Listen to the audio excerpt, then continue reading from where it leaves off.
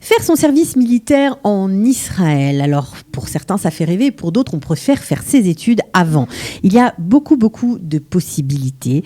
Nous avons le plaisir d'accueillir Daniel Fall, qui lui a choisi cette solution. Commencer ses études et faire l'armée après. Il a des trucs, il a des astuces pour faire ça au mieux. On est ravis de l'accueillir. C'est parti.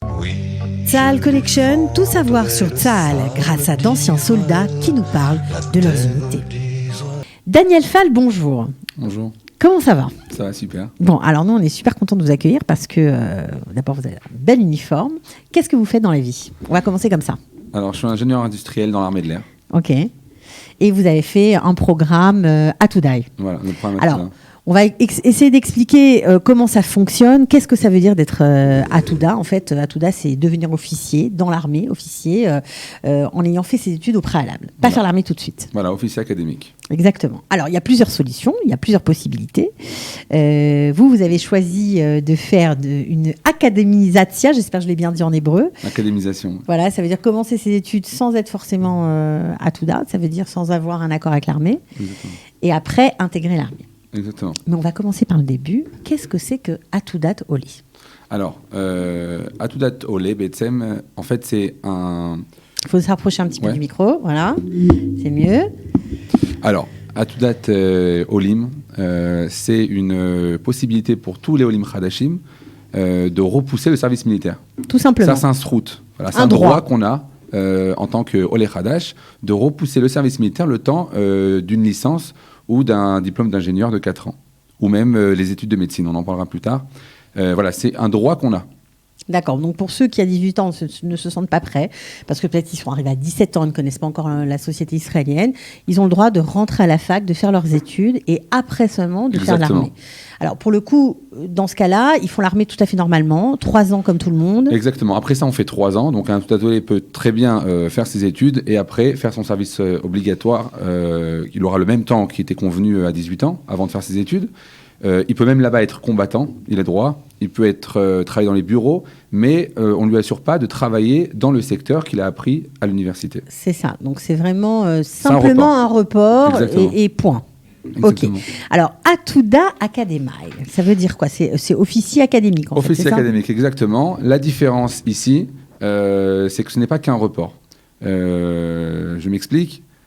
En fait, donc l'étudiant commence ses études, il faut être accepté, on parlera des conditions d'acceptation. Il faut être accepté par qui ? Alors, il faut être accepté par le Mador Atouda, ça veut dire l'unité Atouda de l'armée de Tzahal. L'unité académique, donc voilà. C'est eux qui décident, ils trient j'imagine les candidats sur le volet. Exactement. Ils prennent en général les meilleurs étudiants, bien sûr. Ou ceux qui ont un potentiel... un gros potentiel. Voilà, alors comment on vérifie ce potentiel et à quoi ça engage de rentrer dans cette unité ? Il y a 4 conditions d'acceptation au programme. En fait, déjà, la première, c'est quand on arrive au Tsav Rishon, donc le premier contact qu'on a avec l'armée. On passe là-bas différents examens, on reçoit 2 notes, le Dapar et le Kaba. C'est les 2 noms des examens, voilà. On en a déjà parlé sur cette antenne. Mais auquel il faut avoir, pour être accepté dans ce programme Atouda, Académie, 62 au Dapar et 52 au Dapar, pardon, et au moins 60 au Kaba. Alors, juste pour faire un petit rafraîchissement, le Kaba, c'est quoi ? C'est une note qu'on donne sur quoi ? Le Kaba, c'est une note de qualité. D'accord. Donc voilà, c'est très vaste. J'en connais pas plus que ça. C'est assez. C'est ce qu'on renvoie de soi-même en fonction des réponses qu'on a données à certaines questions. Exactement. Des choses comme ça. Alors que le Dapar, c'est une note de psychotechnique, on appelle ça, pour voir les possibilités. Intellectuel ? J'ai pas envie de dire intellectuel parce que pour moi ça prouve pas tout, mais en tout cas, ça donne un premier avis. Des tests psychotechniques, exactement. Il faut avoir 60. Ok. Ensuite, la deuxième condition, c'est d'être accepté par une université. Donc une université qui nous accepte pour étudier là-bas une licence ou un diplôme d'ingénieur. Donc il faut une lettre. Une lettre d'acceptation. D'accord. La troisième, c'est d'avoir 590 au psychométrique cette fois-ci. Plus de 590. Et la dernière condition, c'est un examen d'acceptation au Mador Atouda, à l'unité Atouda, là-bas dans Tzahal. C'est un entretien qu'il faut passer, c'est pas la chose la plus compliquée. D'accord. Donc, dans ce cas-là, on est assuré de faire un service militaire, c'est-à-dire que le service militaire, en fait, ce sera un vrai travail dans ce Exactement. qu'on a étudié. Là, le Mador Atouda m'accepte. Je rentre donc dans le programme Atouda. Je vais faire mes études pendant 4 ans. Une fois que j'aurai fini mes 4 ans, je vais faire mon service obligatoire dans le secteur que j'aurai appris. C'est-à-dire quelqu'un, par exemple, qui a appris électronique, alors il travaillera dans des projets d'électronique dans l'armée, n'importe où. Ça peut être dans l'armée de l'air, dans la marine, dans l'armée de terre, dans la communication, de partout. Et après, il devra donner à l'armée cette même période de service obligatoire en service qu'on appelle Keva en hébreu. Je traduirai par volontaire en français. Ou bien sûr, là c'est différent, c'est un métier en soi. Donc après le service obligatoire, c'est un métier. On a une paye, on travaille pour l'armée en fait. C'est-à-dire on a 3 ans de service obligatoire, donc ça c'est le service normal. 32 mois aujourd'hui, 32 maximum. mois, mais on rajoute encore 32 mois. Mais là, on sera payé avec une fiche de paie, etc. Bien on sûr. Travaillera dans ceux qu'on a étudiés. C'est un métier. C'est son métier, d'accord. On aura, alors ça c'est en général ce qu'on connaît. Est-ce que pendant ces études, alors nous on a des devoirs, on l'a dit, faire un service militaire plus long, mais est-ce qu'on a des droits ? Alors oui, bien sûr. Alors déjà, qu'est-ce que ça nous donne comme avantage ? Bah oui. C'est que les études sont payées par l'armée. Pas mal, parce Voilà. que c'est cher, ça. Hein. Donc, Atouda Tolim, généralement, un Oleh Hadash aussi a le droit d'avoir ses Des études études payées payées par l'État d'Israël, pas par l'armée. Bon, c'est pareil au final, c'est la même coupa. Okay. Mais voilà. La deuxième chose, c'est qu'en plus donc, des frais de scolarité, si on est accepté, l'armée nous rembourse les psychométriques et nous rembourse les frais d'inscription à l'université. Pas mal. En plus de ça, il y a une bourse donc pour le Toar de 10 500 shekels. Cadeau. Et aussi une bourse d'excellence pour les 100 meilleurs Atoudaïm d'Israël de la promo qui reçoivent encore 10 000 shekels. Et pour ceux qui ont des difficultés financières, il y a un jury qui peut aussi délivrer chaque année une bourse entre 5 et 10 000 shekels. D'accord. Ça dépend, il y a des différentes... Je crois même qu'il y a des cours de soutien en plus. Et des cours de ça. soutien, voilà, pour ceux qui sont en difficulté.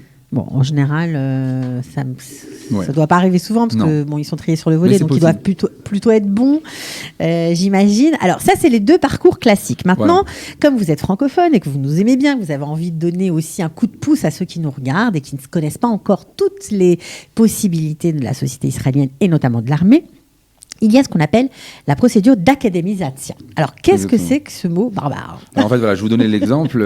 Mon exemple, j'ai commencé mon Atouda Tolé, j'ai juste voulu repousser mon... Vous avez juste reporté, donc vous n'avez fait aucun accord avec l'armée, simplement exercer votre droit de report. Et en 3e année d'études, le Mador Atouda donc, m'a contacté pour me demander si j'étais intéressé à passer en Atouda Académie, donc en officier académique. Ils vous ont contacté parce que vous étiez bon ou ils contactent tous les étudiants en 3e année ? Vous ne savez pas. Moi, ils m'ont contacté. Okay.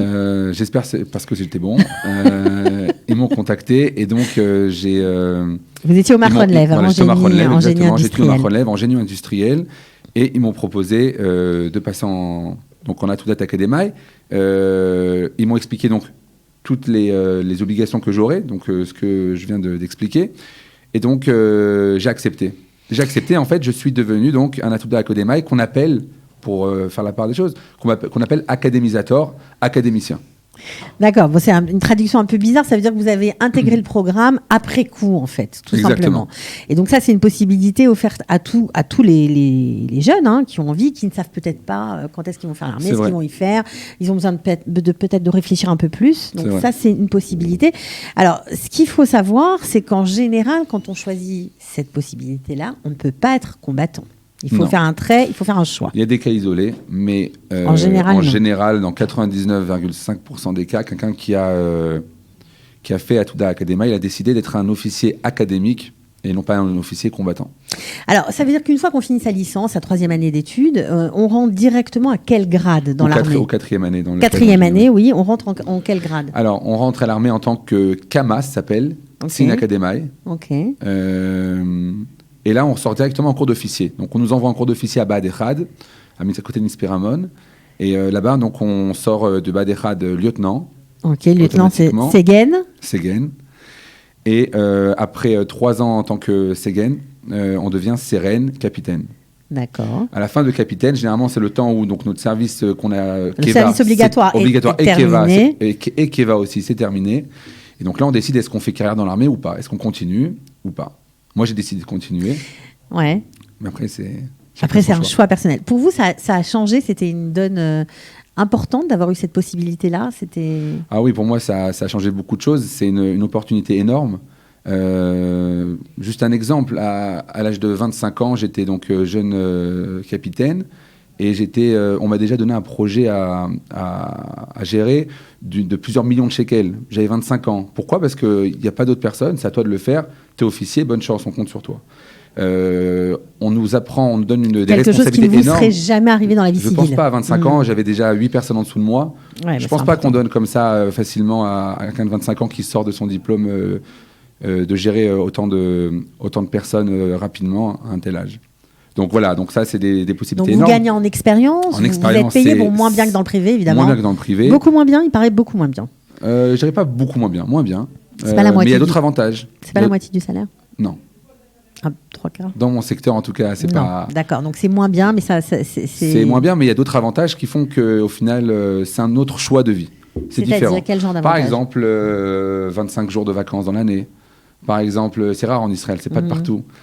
Par exemple, l'armée, c'est beaucoup de sport, beaucoup d'activités, beaucoup de contacts humains. On découvre plein de gens. Et surtout, on apprend sur la société israélienne. On apprend sur la société israélienne. Pour moi, le meilleur Ulpan, pour ceux qui s'intéressent à l'Ulpan, ça a été l'armée. Même si à l'université, on apprend une tonne en hébreu. Et surtout, ce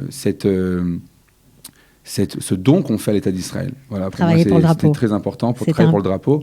C'est une des plus grandes valeurs à mes yeux. Et donc voilà, ça m'a été donné. Et ça, c'est quelque chose, oui, je remercie vraiment le Mador Atouda qui m'a donné cette possibilité.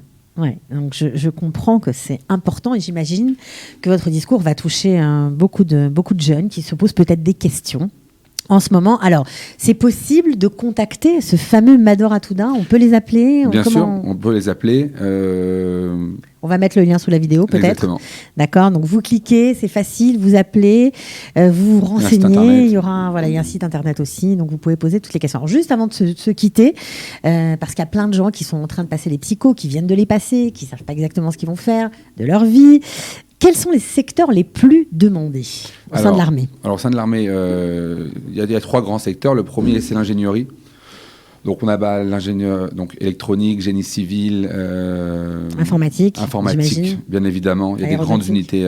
Shmoné Mataim, par exemple, qui recrutent des Atoudaïm. Donc, imaginez l'expérience quand vous sortez de Mador Atouda, que vous avez été du programme Atouda et que vous étiez dans Shmoné Mataim. C'est énorme quand vous sortez dehors, si vous décidez d'en sortir. Ouais. Et d'autres comme par exemple génie industriel, aéronautique, évidemment. Surtout dans l'armée de l'air, que dans l'armée de l'air, j'imagine. Et les projets sont intéressants, c'est ça qu'il faut dire. Les projets sont super intéressants. On travaille sur des trucs d'avant-garde. Ouais, énorme. On va pas tout dire. On dira rien, mais en tout cas, on imagine que le travail est passionnant. Médecine, ça marche aussi. Médecine pour aussi. Ceux qui veulent faire médecine. Généraliste, médecine générale, pharma, dentaire.